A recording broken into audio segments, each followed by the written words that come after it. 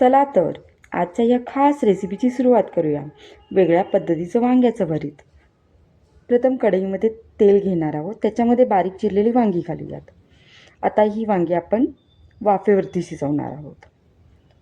शिजवत असताना आपण मध्ये परतत राहू आणि परतत असताना हळूहळू स्मॅश करत राहायचं, म्हणजे वांगी चांगली वाफवली जातात.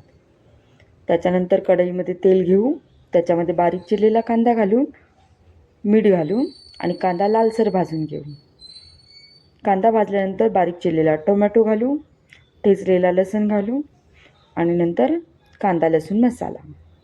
हे चांगलं परतल्यानंतर आपण ह्याच्यामध्ये वाफवलेली वांगी घालणार आहोत आणि शेवटी बारीक चिरलेली कोथिंबीर घालून ह्याला एक वाफ काढू. आता ही छान वाफ बसली आहे. आपलं वांग्याचं भरीत तयार झालं. आणि खात असताना आपण ह्याच्यावरती कच्चा कांदा घालून खाऊ शकतो. टेस्टी लागते.